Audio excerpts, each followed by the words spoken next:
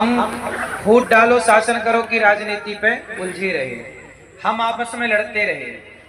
हमने आपको पहले भी बताया है, पूज्य महाराज जी के द्वारा जो कन्याओं का विवाह हर वर्ष होता है, उस कन्याओं के विवाह में जब हम 2 वर्ष पहले पिछले वर्ष जब आए थे, तो महाराज जी के सामने ही महाराज जी के साथ ही ये दास अनिरुद्ध ने कहा था, आपको याद होगा, हम कितने भाई हैं? 4 भाई हैं, ब्राह्मण, क्षत्रिय, वैश्य और। अच्छा एक बात बताओ, पूज्य महाराज जी कह रहे हैं कि हिंदू राष्ट्र बनाओ, सरकार को निवेदन कर रहे हैं, आप सब सम्मिलित हैं यात्रा में। ये दास अनिरुद्ध भी आज यात्रा में सम्मिलित हुआ और हमें अच्छा लगा आप सबका दर्शन करके। अच्छा सोचो, सारा हिंदू समाज, सारा भारत चाहता है कि हिंदू राष्ट्र बने। आप में से कितने लोग चाहते हैं कि हिंदू राष्ट्र बने? जय श्री राम, जय श्री राम, बागेश्वर धाम से जय श्री राम। इस कार्य में हम सभी भारतवासियों को एकजुट होकर के एक मंच में खड़े होकर हिंदू राष्ट्र की मांग करनी चाहिए कि नहीं करनी चाहिए? अब हम विभाजित ना रहें, अब हम संगठित हो जाएं। कोई व्यक्ति चल रहा है तो हम या तो संग चलें, या फिर हम साथ में शारीरिक नहीं चल पा रहे हैं तो घर बैठे ही समर्थन करें। यदि आप सनातन को मजबूत करना चाहते हैं तो कुछ बातें ध्यान से सुनिए। एक तो पक्ष ये है कि देश हिंदू राष्ट्र बने। थोड़ी देर के लिए इमेजिन करो, सोचो, यदि ये भारत हिंदू राष्ट्र नहीं बना, थोड़ी देर के लिए सोचो, यदि ये भारत हिंदू राष्ट्र नहीं बना, और थोड़ी देर के लिए सोच लो कि आज दक्षिण भारत में आप जाओ तो इसी भारत में हमारे हिंदू अल्पसंख्यक हो गए कि नहीं? हाँ या ना? बहुत सारे राज्यों में हिंदू कम हो गए और अन्य लोगों की, विधर्मियों की संख्या ज्यादा हो गई। एक छोटी सी कल्पना करो, जरा सोचो कि यदि ये भारत मुस्लिम राष्ट्र बन जाए, यदि ये भारत हिंदू राष्ट्र हम चाह रहे हैं कि बने, यदि हिंदू राष्ट्र के लिए हिंदुओं ने समर्थन नहीं दिया, यदि हिंदू खड़े नहीं भये, और जरा सोचो कि यदि ये देश मुस्लिम राष्ट्र बन गया, तो मुझे एक प्रश्न का उत्तर देना, यदि ये देश मुस्लिम राष्ट्र बना, यदि इस देश में मुसलमानों की संख्या बढ़ी, तो जानते हो क्या होगा?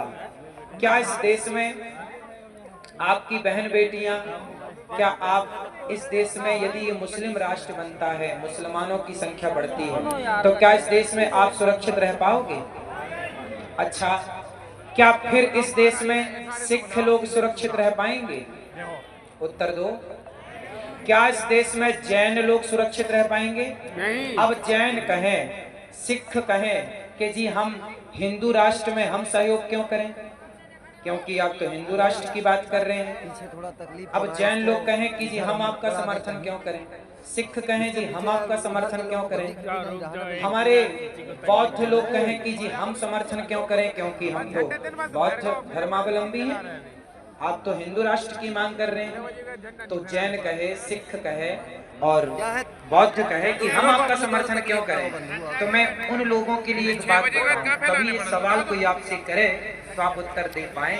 इसके लिए हिंदू राष्ट्र मतलब है सनातन राष्ट्र, हिंदू राष्ट्र का मतलब है सनातन राष्ट्र, और ये सभी लोग सनातनी हैं, चाहे वो सिख हो, चाहे वो जैन हो, चाहे वो बौद्ध हो। अब यहाँ एक छोटी सी बात जो मैंने कही, उसकी जरा बात समझो। यदि जैन कहते हैं कि हम आपका समर्थन क्यों करें, क्योंकि आप तो सनातन राष्ट्र बनाना चाहते हैं, हिंदू राष्ट्र बनाना चाहते हैं, तो उन जैन भाइयों से पूछना, उन सिख भाइयों से पूछना, उन बौद्ध भाइयों से पूछना कि यदि ये भारत मुसलमानों के कब्जे में आया और ये मुस्लिम राष्ट्र रहा, तो बताओ क्या ये मुसलमान फिर सिखों को रहने देंगे? क्या ये मुसलमान जैनों को रहने देंगे? क्या जैनों की और सिखों की बहन बेटियां सुरक्षित रहेंगी? क्या बौद्ध सुरक्षित रहेंगे? इसलिए सनातन सुरक्षित है तो सिख, जैन, बौद्ध, संपूर्ण विश्व सुरक्षित है। यदि सनातन सुरक्षित नहीं है ना मेरे भाइयों, तो कोई आपको बचाने वाला नहीं है। इसलिए कहता हूं कि सनातन का समर्थन सबको करना चाहिए। हमारे जैन भाई ये भी सनातनी हैं, हमारे सिख भाई ये भी सनातनी हैं, और हमारे बौद्ध भाई ये भी सनातनी हैं। हम सबको सनातन का साथ देना चाहिए। सब एक है। यदि बट गए, जैसे हम बात करते हैं जातियों की, ब्राह्मण क्षत्रिय वैश्य शूद्र, हम इन जातियों में तो बटे हैं, लेकिन एक बात बताओ, क्या जैन और हिंदू अलग हैं? जैनों के भगवान हैं भगवान ऋषभदेव जी। 24 तीर्थंकर में एक तीर्थंकर भगवान ऋषभदेव जी, हाँ या ना? अब ये बताओ कि जैन ऋषभदेव जी को मानते हैं और हम लोग 24 अवतारों में एक अवतार हम लोग भगवान ऋषभदेव जी को मानते हैं। हमारे 24 अवतारों में भी एक अवतार कौन है? भगवान ऋषभदेव जी। तो जैन और हिंदू, जैन और हम सनातनी, हम दोनों की विचारधारा एक है कि नहीं? माना कि मत अलग अलग हो सकते हैं, विचारधाराएं अलग अलग हो सकती हैं, पर हम हैं तो एक ना। इसलिए मैं जब बात करूं सनातन की, मैं जब बात करूं सनातन धर्म की, मैं जब बात करूं हिंदू राष्ट्र की और सनातन राष्ट्र की, यदि कोई आपको कहे कि हिंदू राष्ट्र बन रहा है, हम क्यों नहीं, ये सनातन राष्ट्र है। हिंदू राष्ट्र मतलब सनातन राष्ट्र, और सनातन राष्ट्र बनेगा, हम सुरक्षित रहेंगे। सनातन कहते हैं ना कि नींव यदि बचेगी, नींव मजबूत है तो इमारत टिकी रहेगी, कितना भी तूफान और कितना भी भूकंप आए। नींव कमजोर है, इमारत कितनी सुंदर है तो ढह जाएगी, गिर जाएगी। तो इस दुनिया की नींव सनातन ही है। सनातन सुरक्षित है तो सब सुरक्षित है। यदि सनातन हिला तो सब हिल जाएंगे, फिर कौन बचेगा? सवाल पूछिएगा आप कि क्या मुसलमान बाहुल्य यदि ये राष्ट्र हुआ तो क्या रहने देंगे वो किसी को? एक छोटा सा मैं एग्जांपल देता हूं आपको। पृथ्वीराज चौहान का नाम तो सुना होगा। पृथ्वीराज चौहान इतने बढ़िया राजा थे, इतने अच्छे योद्धा थे कि उन्होंने मोहम्मद गौरी को कई बार पराजित किया। इतिहास पढ़ा होगा आप लोगों ने। लेकिन क्या हुआ, जब पृथ्वीराज चौहान का विवाह हुआ,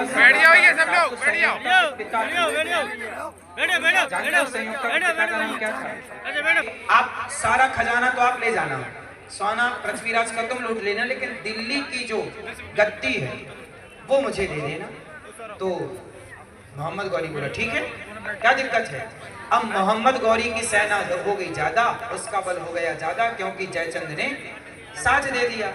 अब जब साथ दिया, समर्थन दिया, तो पृथ्वीराज को उन्होंने, जब वो शयन कर रहे थे, अधर्म से पकड़ लिया और ले गए और आंखें फोड़ दी। आप सब जानते हो फिर क्या हुआ। जयचंद ने बोला मोहम्मद गौरी से, चलो अब दिल्ली की सत्ता दो, सोना तुम ले जाओ, सत्ता हमें दे जाओ। तब जयचंद को मोहम्मद गौरी ने चौराहे पर खड़ा करके मारा। उस जयचंद को कहा मोहम्मद गौरी ने कि मूर्ख, जब तू अपने देश के लोगों का सगा ना हो सका, जब तू अपने सगे दामाद का सगा ना हो सका, तो मोहम्मद गौरी का सगा होगा जयचंद को मार दिया। तू गद्दार है। एक बात बताऊं, इस सनातन यात्रा में ना, जो ये यात्रा निकल रही है, हम सबको इस यात्रा से जुड़ना चाहिए और इस अच्छी यात्रा का समर्थन करना चाहिए। वरना जयचंद जैसे लोग समाज में जो मोहम्मद गौरी का साथ देते हैं, तो मोहम्मद गौरी साथ लेके जीत तो जाएगा, लेकिन तुम्हें छोड़ेगा नहीं। इसलिए सनातनियों, सनातन का साथ देना, धोखे से भी किसी और का साथ मत देना, क्योंकि तुम्हारी यार में वो हमें तो पराजित कर देंगे, लेकिन तुम्हें भी नहीं छोड़ेंगे। ये बात हर उस जैन भाई के लिए है, हर उस सिख भाई के लिए है, हर उस बौद्ध के लिए है, जो सोचते हैं कि आप तो सनातन यात्रा निकाल रहे हैं, हमारा क्या लाभ है। तो मैं चाहूंगा कि भारत का प्रत्येक सिख हो, जैन हो या बौद्ध हो, प्रत्येक व्यक्ति को आकर इस सनातन यात्रा का साथ देना चाहिए और अपनी रक्षा करनी चाहिए। ये हिंदुओं की यात्रा ही है ऐसा नहीं, सबकी यात्रा है। क्यों जी, बात सही है? अब ये बताओ, हम जातियों में बट गए, ब्राह्मण बट गया, क्षत्रिय बट गए, वैश्य बट गए, शूद्र बट गए। हमने कई बार कथा में कहा वेद मंत्र इसका प्रमाण है। बताओ, ब्राह्मण, क्षत्रिय, वैश्य, शूद्र, इन चारों के पिता कौन है? चारों का बाप कौन है? बोलो। ये सब बातें आप याद कर लो, कोई भी पूछे तुरंत फट से जवाब दे दो। ब्राह्मणोस्य मुखमासीत् बाहु राजन्यः कृतः ऊरु तदस्य जद वैश्यः पदभ्यां शूद्रो अजायत। ये वेद वाक्य है। वेद वाक्य, वेद कहते हैं कि ब्राह्मण भगवान के मुख से प्रकट हुआ, क्षत्रिय भगवान की भुजा से प्रकट हुआ, वैश्य भगवान की जंघाओं से प्रकट हुआ, शूद्र भगवान के चरणों से प्रकट हुआ। तो बताओ, चारों का बाप एक है कि नहीं? एक भगवान से तो चारों पैदा भये। जब तुम्हारा बाप एक है तो तुम झगड़ा किस बात का कर रहे हो? चारों का बाप एक है तो झगड़ा किसका है? क्यों जी? इसलिए हमारे पिता एक हैं, भगवान नारायण सबके पिता। तो तुम चार भाई हो, हमें कैसे रहना है यहाँ पर? भाई की तरह। ब्राह्मण हमारा भाई है, क्षत्रिय हमारा भाई, वैश्य और शूद्र हमारा भाई है।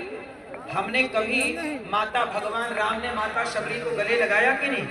जूठे बेर खाए कि नहीं? निषाद को गले लगाया कि नहीं?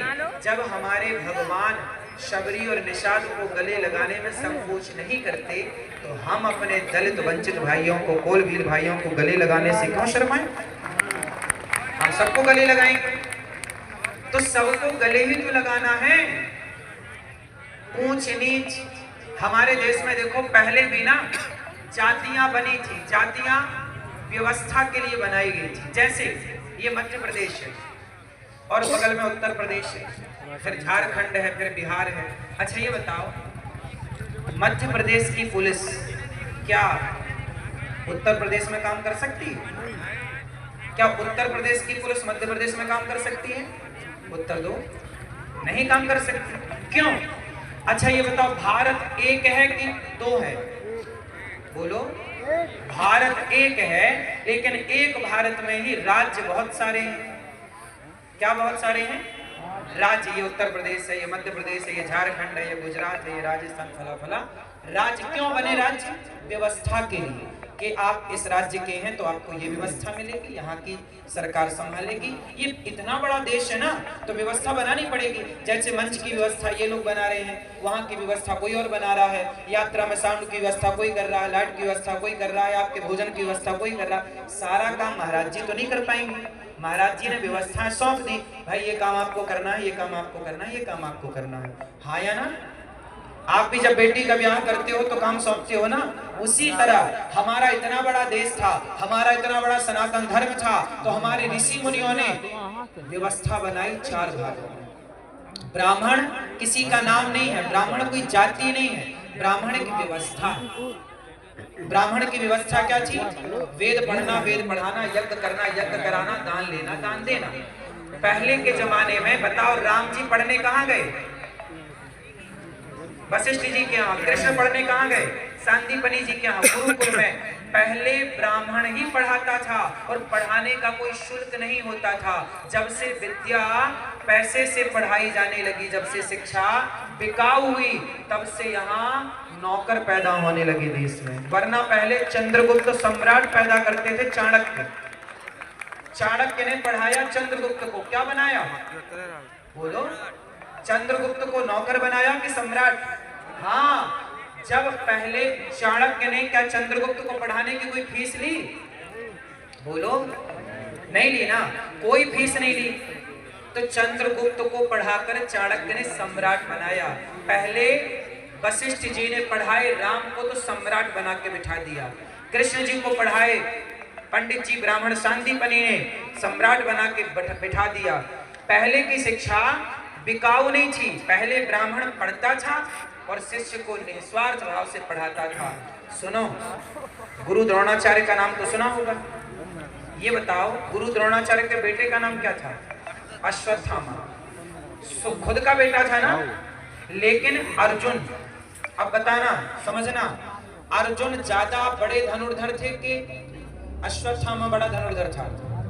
जोर से क्यों?